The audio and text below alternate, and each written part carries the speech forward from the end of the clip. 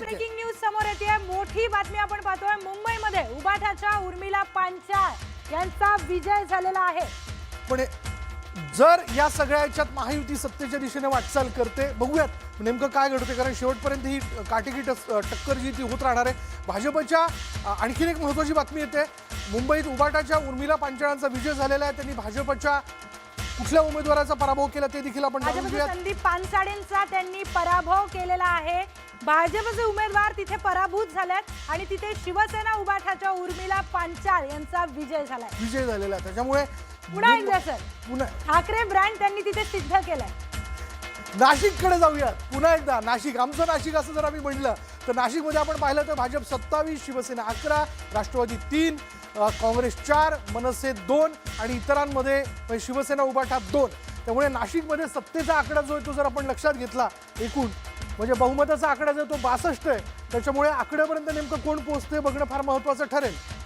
अगदी महत्त्वाचं आहे। नाशिकमध्ये खरं तर आता अकोलामध्ये आपण जाऊया। अकोलामध्ये भाजपचे 35 उमेदवार आघाडीवर, शिवसेना 4 जागांवर आघाडीवर, राष्ट्रवादी देखील 4 जागांवर आघाडीवर आहे। तर अकोल्यामध्ये काँग्रेस आपण बघतोय 10 जागांवर आघाडीवर आहे। त्याचबरोबर शिवसेना युबीटी 9 जागांवर।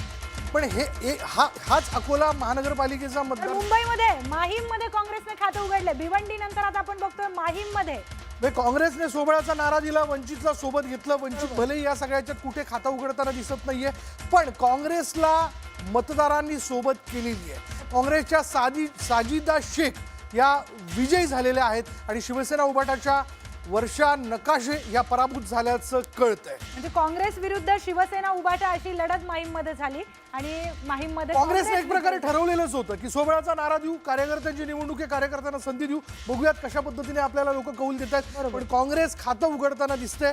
काँग्रेस एक सशक्त विरोधी पक्ष म्हणून कदाचित बसू शकतं, हे देखील या सगळ्यामध्ये आहे। पनवेल मधून समोर येते भाजपचे 22 उमेदवार हे आघाडीवर आहेत। त्याचबरोबर शेकापचे 9 उमेदवार तिथे विजयी झालेत।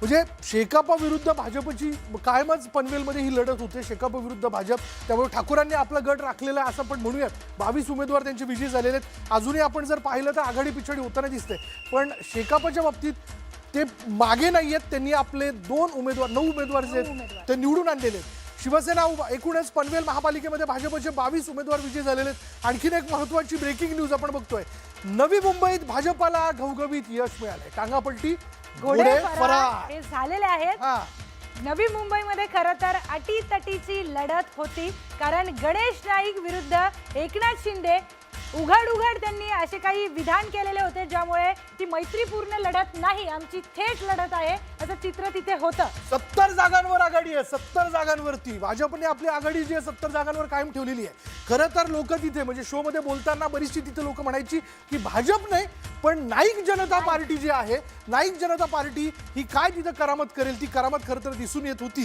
म्हणजे आता ती दिसून येते आपण असं म्हणूयात। नागपूरमध्ये 89 जागांवर भाजप आघाडीवरती आहे, तर काँग्रेस देखील या ठिकाणी आपला खुंटा मजबूत करू नये काँग्रेस 28 जागांवरती आघाडीवर असल्याचं आपल्याला बघायला मिळते। नागपूरमध्ये काँग्रेसने देखील चांगली कामगिरी केली असं म्हणावं लागेल, कारण नागपूर हा भाजपचा बालेकिल्ला आता आहे। तिथे देवेंद्र फडणवीस मुख्यमंत्रीच नागपूरमधून येतात। होम ग्राउंड आहे नागपूर। मुंबईत वॉर्ड क्रमांक 3 मध्ये भाजपच्या तो 38-139 से आगे जा रही है।